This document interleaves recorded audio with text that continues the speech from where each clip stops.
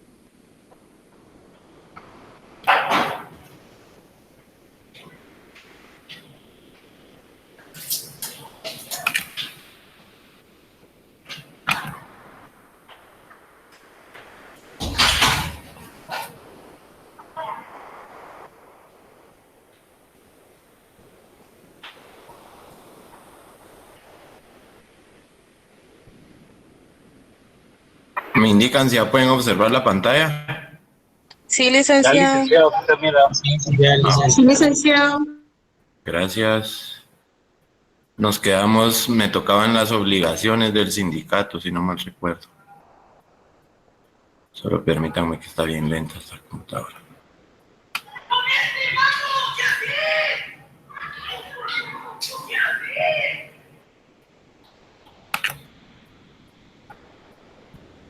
Eso sí lo vimos.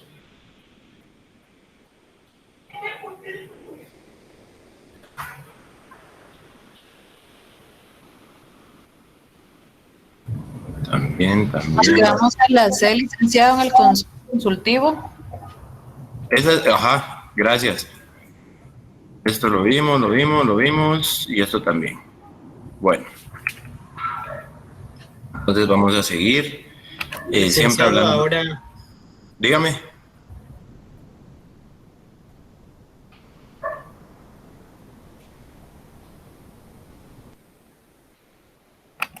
Ahí está. Ya pueden observar la pantalla, ¿verdad? sí, licenciado, ya se licenciado. observa. Bueno, gracias. Entonces seguimos siempre en el tema del sindicato, ¿verdad? Ahora vamos a ver cuáles son las obligaciones del sindicato. Estas están reguladas en el artículo 225 del Código de Trabajo. Son obligaciones de los sindicatos a llevar los siguientes libros debidamente sellados y autorizados por el Departamento Administrativo de Trabajo, que es actualmente la Dirección General de Trabajo, de actas y acuerdos de la Asamblea General, de actas y acuerdos del Comité Ejecutivo, de registros de socios y de contabilidad de ingresos y egresos. Entonces, ¿a qué libro se refiere esta literal A?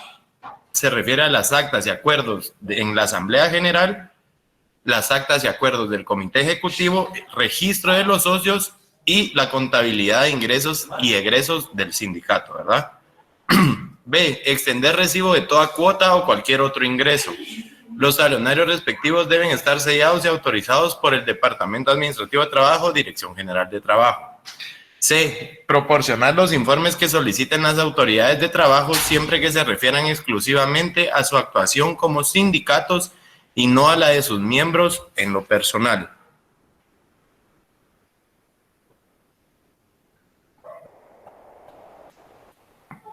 D.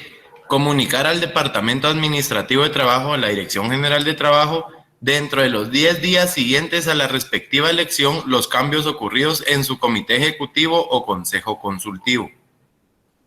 E. Enviar anualmente al mismo departamento, es decir, a la dirección, un padrón de todos sus miembros, que debe incluir sus nombres y apellidos, número de cédulas, actualmente obviamente DPI, y sus correspondientes profesiones u oficios, o si se trata de sindicatos patronales, de la naturaleza de las actividades económicas que como tales desempeñan. F. Solicitar al expresado a la Dirección General de Trabajo dentro de los 15 días siguientes a la celebración de la Asamblea General que acordó reformar los estatutos, que se aprueben las enmiendas a los mismos que sean procedentes. Y por último, publicar cada año en el Diario Oficial un estado contable y financiero de su situación que comprenda con la debida especificación el activo y pasivo del sindicato. ¿Alguien me dice qué es el activo y pasivo? ¿A qué se refiere activo y pasivo? Ingresos y egresos, licenciado. Muy bien. Estamos hablando de dinero, ¿verdad? Obviamente. Bueno, ahora, ¿cómo se puede disolver un sindicato? Es decir, ¿cómo puede dejar de existir en la vida jurídica un sindicato? Aquí lo vamos a dividir en causas doctrinarias de forma voluntaria, es decir, cuando las 2/3 partes de los miembros del sindicato así lo acuerdan. Pregunto, ¿estas 2/3 partes en qué órgano del sindicato es que se dan? La Asamblea General. Perfecto, muy bien. Otra razón, otra causa de disolución es por razón de necesidad, por la realización del objeto para el cual fueron creados o debido a que ya no cumplen con los requisitos que señala la ley. Es decir, número de miembros, dedicarse a actividades ajenas al sindicato. Otra causa es por causas estatuarias, cuando no pueden darse cumplimiento a los estatutos del sindicato. Otra, por causas forzosas, se da cuando se emite una disposición por los poderes públicos. Por causas legales, ocurre cuando la ley así lo establece. Entonces, si se dan cuenta, son 5 causas doctrinarias por las que se puede disolver un sindicato. Ahora vamos a las causas legales, es decir, las que están reguladas en la normativa. De acuerdo a nuestro Código de Trabajo, los sindicatos pueden disolverse por las causas enumeradas en los artículos 226, 227, 228 y 229. Estas se clasifican en comunes u ordinarias. Cuando el sindicato tenga un número de asociados inferior al número legal de 20 afiliados, ¿verdad? Sí o sí se tiene que disolver. ¿Por qué? Porque no cumple con uno de los requisitos fundamentales en cuanto al número de personas mínima que debe tener un sindicato. Otra causa, que inicien o fomenten luchas religiosas o raciales. Otra, que el sindicato se ponga al servicio de intereses extranjeros contrarios a los de Guatemala. Que mantengan actividades antagónicas democráticas que establece la Constitución Política de Guatemala. Otra, que obedezcan a consignas de carácter internacional contrarias al régimen democrático. Que ejerzan el comercio o la industria con el ánimo de lucro. ¿Se acuerdan que vimos que el sindicato no es con ánimo de lucro? No tiene que ser con ánimo de lucro el objeto del sindicato. ¿Cuál era el objeto del sindicato? Que alguien me diga, para refrescar un poquito.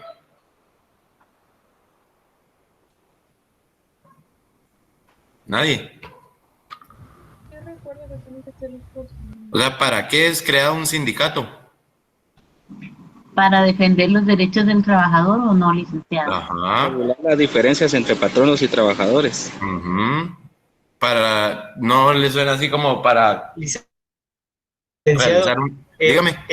Su objeto o su finalidad es para defender, garantizar y fiscalizar los derechos y las mejoras de los derechos de los afiliados. Eso, las mejoras quería ver. Muchas gracias, Brian, es verdad.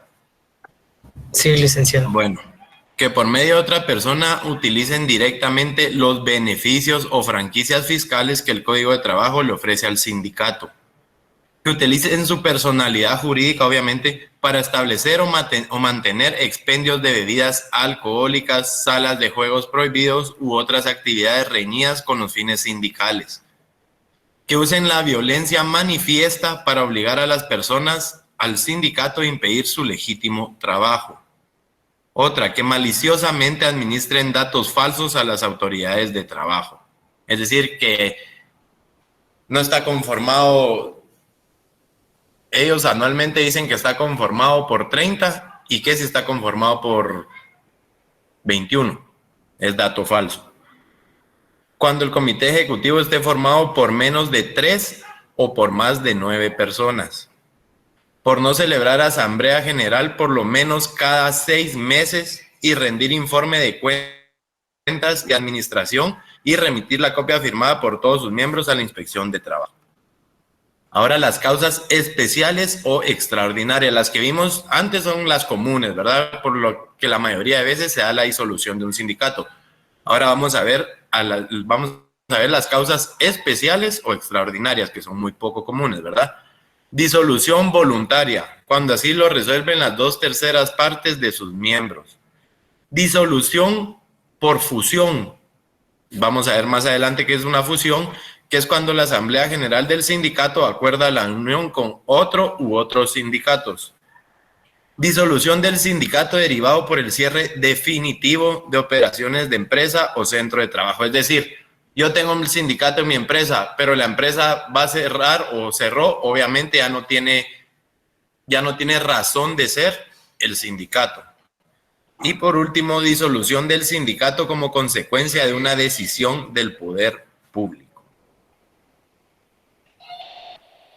Estamos en cuanto a las causas doctrinarias, las legales divididas en comunes u ordinarias y también legales especiales o extraordinarias.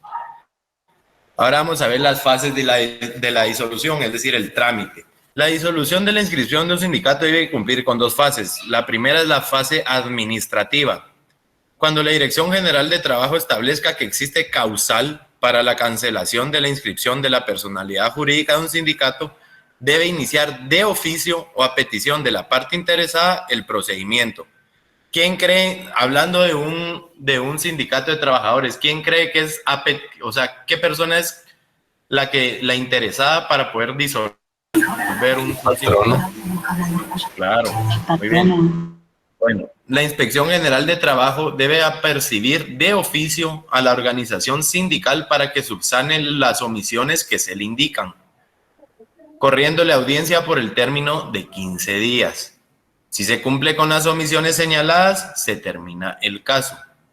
Caso contrario, no se realizan o incumplen esas omisiones, si transcurren los 15 días señalados y se tiene por incumplida la prevención formulada, la Inspección General de Trabajo debe solicitar que se inicie el procedimiento jurisdiccional laboral pertinente. Es decir, ya pasa a lo judicial, ¿verdad? El organismo ejecutivo, por medio del Ministerio de Trabajo, debe solicitar a los tribunales, ¿cuáles tribunales? Obviamente, juzgados de trabajo y previsión social, la disolución de los sindicatos cuando su número de asociados sea inferior a 20 y cuando no cumplan con alguna de las obligaciones que determina el artículo 225 del Código de Trabajo. También se podrá solicitar su cancelación cuando no se ajusten a lo dispuesto en los incisos C o I del artículo 223 del Código de Trabajo. Entonces estamos aquí ante la fase administrativa, ¿verdad? Si la Dirección General de Trabajo determina o establece que existe una causa para poder cancelar el sindicato, ya sea de oficio, es decir, ellos lo realizan, ellos establecen eso, o a petición de la parte interesada, es decir, hablando de un sindicato de trabajadores, el patrono denuncia esta anomalía con el sindicato, comienza el procedimiento. La Inspección General de Trabajo, por el término de 15 días, le da una prevención a la organización sindical. ¿Para qué? Para que corrija las omisiones señaladas. Si lo hace, se termina el caso. Caso contrario, no lo hace, transcurren los 15 días y no corrige las omisiones, la Inspección General de Trabajo debe solicitar que se inicie el procedimiento jurisdiccional pertinente.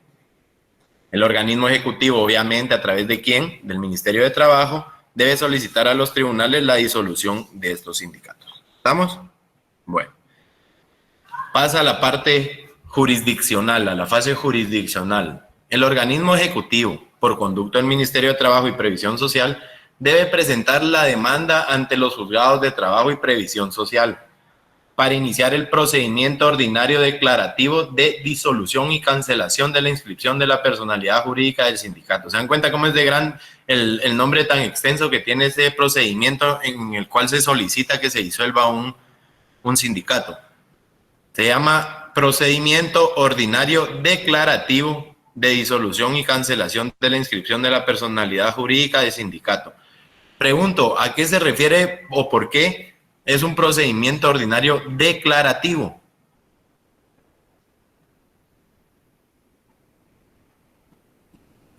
Usen lógica jurídica. Porque es un proceso ordinario declarativo. ¿A qué se refiere esa palabra declarativo?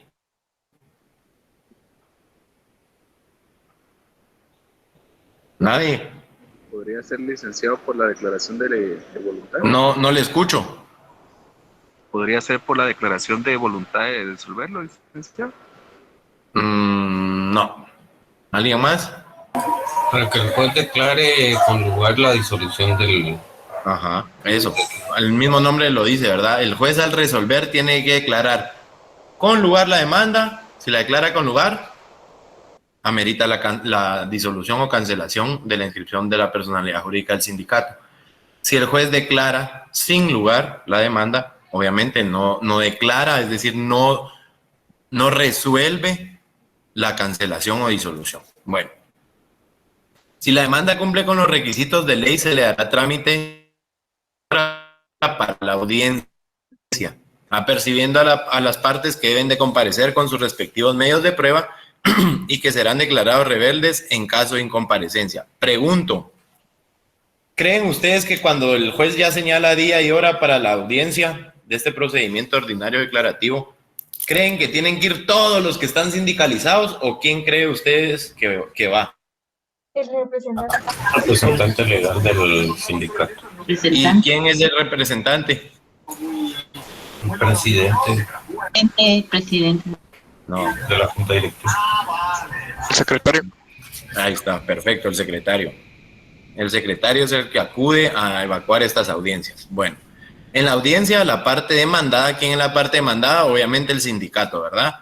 Puede hacer uso de su derecho de defensa interponiendo las excepciones que estime procedentes y contestando la demanda según sus particulares intereses.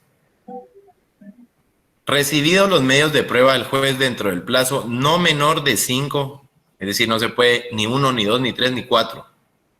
No menor de 5, ni mayor de 10, no se puede 11, 12, 13. Tiene que ser entre 5, 6, 7, 8, 9 o 10. ¿Estamos? Debe proferir su sentencia declarando la procedencia o improcedencia de la demanda y la procedencia o improcedencia de la cancelación de la inscripción de la personalidad jurídica del sindicato. ¿Estamos claros ante esto? Sí. Bueno. Cuando se ha decidido la disolución de un sindicato, es decir, declaró procedente la cancelación de la personalidad jurídica del sindicato, de conformidad con lo dispuesto en los artículos 226, 227, 228 y 229 del Código de Trabajo, en todo caso de disolución corresponde a la Dirección General de Trabajo nombrar una junta liquidadora, integrada por un inspector de trabajo y 2 personas honorables, escogidas entre trabajadores o patronos según sea el caso. Dicha junta liquidadora ha de actuar como mandataria del sindicato disuelto y debe seguir para llenar su cometido. El procedimiento que indiquen los estatutos, los cuales pueden autorizar a la Dirección General de Trabajo a que indique en estos casos al que crea conveniente u ordenar que se aplique el que se establezcan las leyes comunes en lo que sea posible. Ojo a esto que está subrayado. Son nulos ipso iure. ¿Qué significa nulos ipso iure? De pleno derecho. Nulos de pleno derecho. Pleno derecho. Muy bien. Nulos de pleno derecho los actos o contratos celebrados o ejecutados por el sindicato después de disuelto. Mucha lógica jurídica, ¿verdad? Ya declararon procedente la disolución. Obviamente todo lo que haga después de ahí no pueden hacer a la vía jurídica. ¿Por qué? Porque el sindicato ya no goza de personalidad jurídica, salvo los que se refieran exclusivamente a su liquidación, obviamente. Por eso es que está la junta liquidadora. Es entendido que aún después de disuelto un sindicato, se reputa existente en lo que afecte únicamente a su liquidación. El activo y pasivo de los sindicatos disueltos se debe aplicar en la forma que determinen los estatutos, y a falta de disposición expresa debe pasar a la federación a que pertenezca. Si el sindicato no está federado, ya vamos a ver qué es una federación. La Asamblea General puede disponer entregar su capital líquido a otra organización sindical que ésta estime conveniente, o él mismo pasará al Estado para ser aplicada para fines de alfabetización. Fundamento legal 229, 230 y 231 del Código de Trabajo. Ahora vamos a ver las fusiones. ¿Qué entienden ustedes por fusiones? ¿Qué es fusionarse? Unión de dos o más. Ajá, muy bien. Esta está regulada en el artículo 232 del Código de Trabajo, indica que dos o más sindicatos de la misma naturaleza pueden fusionarse para formar uno solo, en cuyo caso debe proceder de conformidad con los artículos 216, párrafo segundo, 217 y 218. Si la fusión se declara procedente, obviamente, ¿verdad? No van a creer que yo del sindicato A y los otros del B, fusionémonos, juntémonos y ya estuvo. No, ¿verdad? Esto tiene que declararse procedente, que sí se puedan fusionar. El acuerdo respectivo debe ordenar la cancelación de la inscripción de los sindicatos fusionados, y de sus correspondientes personalidades jurídicas. Mientras eso no ocurra, los sindicatos de que se trate conservan dichas personalidades y pueden dejar sin efecto el convenio de fusión. Bueno, organismos paralelos a los sindicatos. Nuestra legislación regula en el artículo 233 del Código de Trabajo lo relativo a la federación y confederación y establece que, ojo aquí, 4 o más sindicatos de trabajadores o de patronos pueden formar una federación. Entonces, ¿cómo está conformada la federación? Por 4 o más sindicatos. Ni uno, ni dos, ni tres. Tienen que ser 4 o más, pero mínimo 4. Sindicatos deciden fusionarse y conforman una federación. Y 4 o más federaciones conforman una confederación. Entonces, se imaginan, pongamos un ejemplo. Viene el sindicato de la misma empresa, con el mismo objeto, todo, ¿verdad?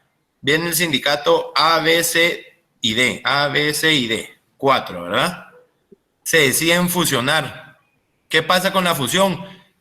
Los 4 pierden su personalidad jurídica y nace una nueva personalidad jurídica de la fusión de estos 4. ¿Qué pasa con la federación? Estos 4 se unen y conforman una federación. Entonces, si una federación está conformada mínimo por 4, una confederación, ¿por cuántas está conformado? ¿Por cuántos sindicatos? 4 federaciones. 16, muy bien. ¿Por qué? Porque la confederación la conforman 4 federaciones, poniendo de ejemplo que están conformadas solo por 4, ¿verdad? Porque es el mínimo, pero puede estar conformada por más sindicatos. Bueno, estas pueden ser de carácter nacional, regional o por ramas de la producción. Además, en su acta constitutiva se debe expresar los nombres y domicilios de los sindicatos que la conforman. La federación, esta está regulada en el artículo 233 del Código de Trabajo. La federación es una asociación de segundo grado. Está formada por la unión de sindicatos para coordinar esfuerzo y dar soluciones comunes a un mismo sector industrial, regional, etc.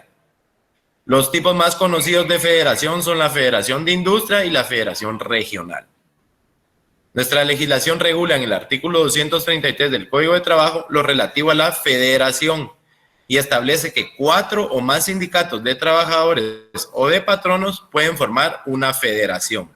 Además, en su acta constitutiva se debe expresar los nombres y domicilios de los sindicatos que la conforman. Entonces está claro, ¿verdad?, que la federación está conformada por mínimo 4 sindicatos. Ahora vamos a la confederación. Esta está regulada igualmente en el artículo 233 y, como ya lo dije anteriormente, esta está formada por 4 federaciones. No confundan que está formada por 16, o sea, 16 sindicatos como tales, A, B, C, F, G, no pueden formar una confederación. Pueden formar una confederación 4 federaciones que ya estén plenamente establecidas. ¿Estamos? Bueno. Las confederaciones son originadas debido a los problemas comunes de la clase obrera, la necesidad de la existencia de la solidaridad obrera en las luchas de los distintos sectores y niveles. Esto lleva a la unión de federaciones centrales, confederaciones que son asociaciones sindicales de tercer grado. Entonces yo en el examen puedo preguntar, ¿cuál es una asociación sindical de segundo grado? Pregunto. La federación. Perfecto. ¿Y de primer grado? El sindicato. Ahí está, ahí estamos, perfecto. Bueno, estas organizaciones deben de tender a permitir una organización más democrática y una mayor representación de trabajadores. Aun cuando es en su verdadero significado representan la unión de federaciones generales, corrientemente se denomina así a la unión de sindicatos, federaciones o centrales sindicales que delegan en un organismo de segundo, tercero o cuarto grado la representación y defensa de los intereses de trabajadores. Las confederaciones pueden ser también de tipo patronal. Obviamente, ¿verdad? Si son sindicatos de patronos, pueden formar federaciones y pueden formar confederaciones. Nuestra legislación regula en el artículo 233 del Código de Trabajo lo relativo a la confederación y establece que 4 o más federaciones de aquellos o de estos, es decir, de trabajadores o de patronos, pueden formar una confederación. Estas pueden ser de carácter nacional, regional o por ramas de la producción. Además, en su acta constitutiva se debe expresar los nombres y domicilios de los sindicatos que la conforman. ¿Estamos? Bueno, ¿y cuáles convenios internacionales de la OIT, de la Organización Internacional de Trabajo, regulan lo relativo al sindicato? Está el convenio número 87, que es el convenio sobre la libertad sindical y la protección del derecho de sindicación, y el convenio 135, que es el convenio sobre los representantes de los trabajadores. Entonces, esto sí, por favor, ténganlos en mente cuando puedan pedirle una leidita para tener conocimiento que regula la Organización Internacional de Trabajo referente a los sindicatos. ¿Estamos? Bueno. Pregunto, ¿alguien tiene alguna duda? Buenas tardes, licenciado. Yo tengo una duda. Dígame. Me perdí en el momento de que usted estaba hablando de asociación sindical de primer grado. ¿Cuál fue que dijo? Es el sindicato, ¿verdad? Sí, dijimos que la federación es de segundo grado y la confederación de tercer grado, la asociación sindical de primer grado, obviamente nunca lo va a encontrar así en la ley, ¿verdad? Pero por lógica jurídica, si la de segundo grado es la que conforman varias del primer grado, ¿cuál es la del primer grado? El sindicato, ¿verdad? ¿Sí me explico? Sí, licenciado, ahí me perdí. Muchas gracias. Bueno. ¿Alguien tiene alguna duda? Por favor.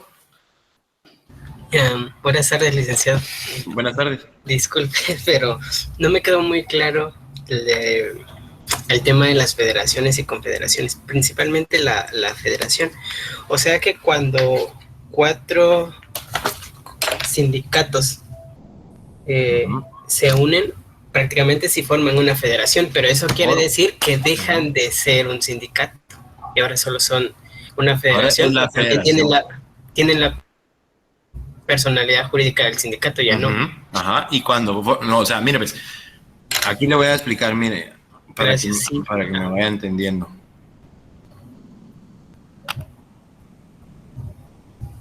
En el artículo 232 establece la figura de la fusión, ¿verdad? Ya dijimos que es fusionarse, 2 sindicatos se juntan y forman uno, ¿verdad? Aquí no, en las federaciones o confederaciones no es que se fusionen, ¿por qué? Porque sigue existiendo el sindicato A, B, C, D, pero forman una federación. En la fusión no, la fusión es como, ustedes no se enteraron que aquí varias veces se han fusionado como bancos, digamos. Por darles un ejemplo, el GIT se fusiona con el BI y forman un nuevo banco. Esa es la fusión. Ahora la federación es cuando la conforman 4 sindicatos, obviamente con su personalidad jurídica, o sea, sindicatos legalmente establecidos. ¿Sí me entiende? Ahora la confederación se forma por 4 federaciones. Es decir, se unió el sindicato A, B, C y D. Formaron una federación.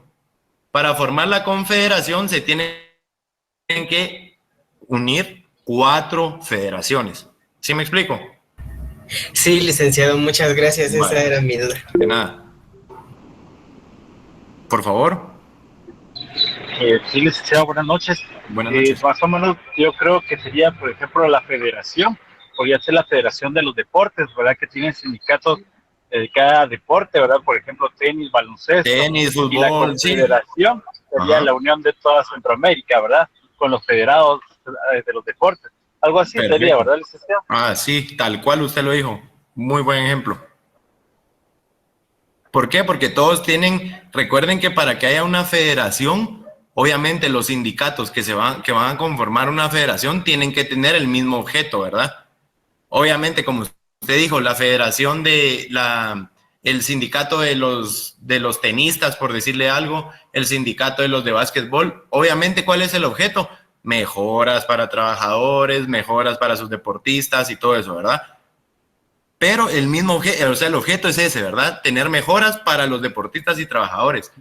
No se podría unir, digamos, el sindicato del RENAP con el sindicato del organismo judicial. Nada que ver, ¿verdad? Ni siquiera es la misma empresa, empresa hablando, digamos, pongámosle que es una empresa, ¿verdad? No es ni siquiera la misma institución, no tienen el mismo objeto, no se rigen bajo el mismo pacto colectivo, bajo el mismo reglamento de trabajo. ¿Sí me explico? Sí, licenciado. Bueno, Sí, licenciado. entonces vamos a comenzar de una vez con el siguiente tema. Licenciado, solo Sí, para terminar digamos. de confirmar si entendí, la Ujú. función de los sindicatos es cuando varios sindicatos se unen y la personalidad jurídica de estas se anula para crear una nueva, ya como un conjunto. Ajá, En la tal federación, cual.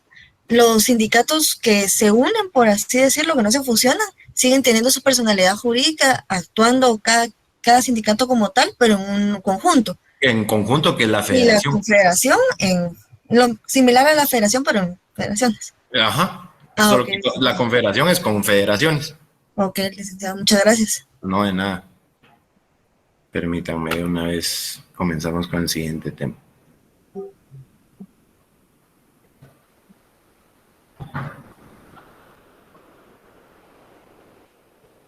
Ay, no la traje. Bueno, hoy por ser viernes los voy a premiar que salgamos antes.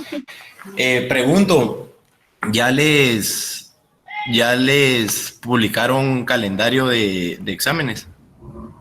No, licenciado. No, va. No, licenciado, todavía. Bueno, yo cuando yo ya tenga conocimiento cuándo es, les digo inmediatamente, ¿vieron? Muchas gracias. ¿Las notas? No hay nada. ¿Alguien más tiene alguna otra duda? Pregunto. Ahora está malísimo el internet, no sé qué pasa. ¿No? Licenciado, disculpe, solo por las notas. Ay, sí, miren, disculpen, no he tenido tiempo, pero hoy sí, ya sé que ya les prometí, ya les fallé, pero este fin de semana sí, en serio, mil disculpas, pero hoy cabalmente estoy regresando de una comisión y pues la verdad no he tenido tiempo, pero sí, el domingo sí o sí subo